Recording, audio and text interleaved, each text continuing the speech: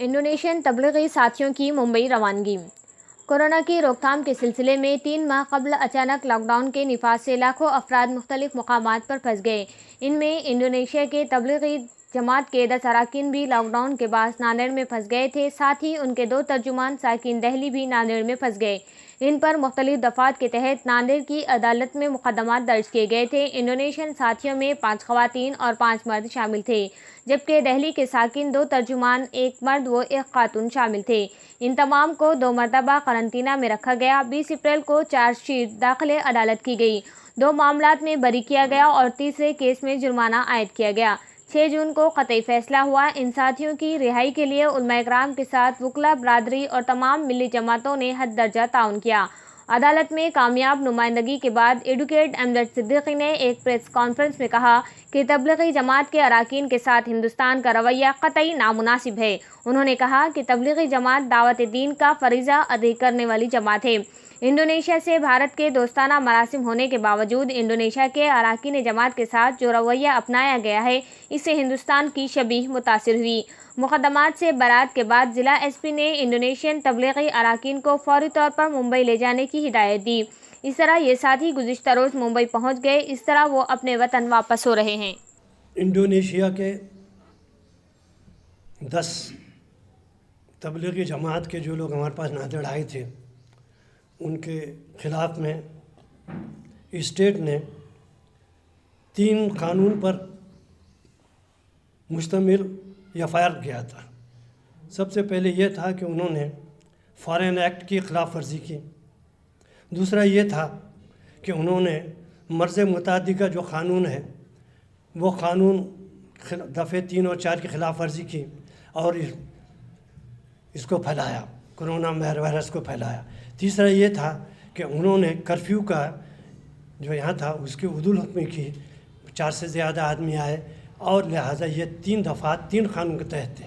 خدا کے فضل سے اس میں پہلے جو 2 تھے میں نے کہا، اس میں وہ ڈسچارج ہوئے، بری ہوئے۔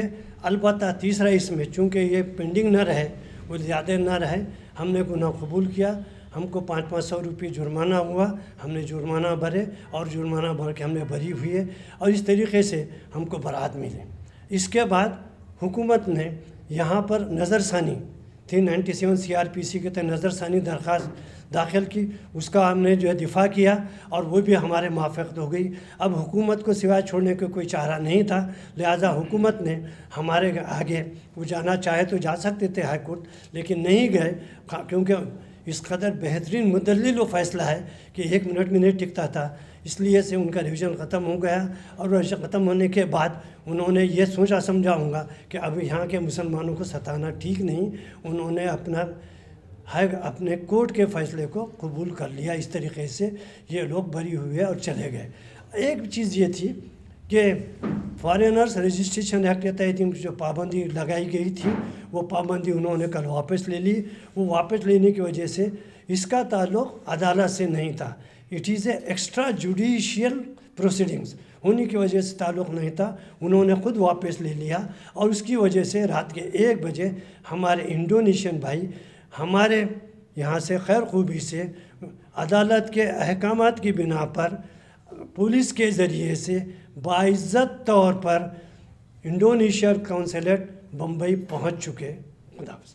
الرحیم، یہ بات سارے ہی لوگ جانتے ہیں کہ دعوت کی یہ محنت اصل میں انسانوں کو اللہ سے جوڑنے کی محنت ہے اور انسانیت سکھانے کی محنت ہے، لوگوں کو لوگوں کے کام آنے کی ترغیب دینے کی محنت ہے، اور اسی کام کے تحت یہ ساری محنتیں ہوتی ہیں۔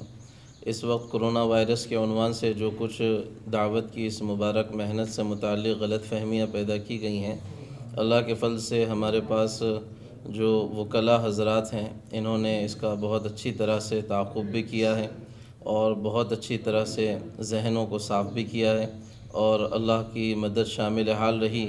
سارے ہی سیاسی، سماجی اور اسی طرح جو آئینی لوگ ہیں، دفعات کے جاننے والے وکلاء ہیں، ان کی مشترکہ محنتوں نے اچھے نتائج سامنے لائے ہیں۔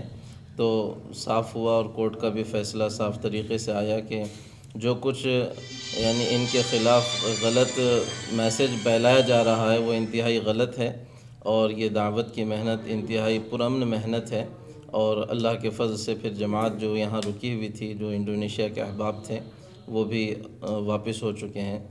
بس شکریہ ہے ان تمام احباب کا جنہوں نے اس سلسلے میں کوشش کی۔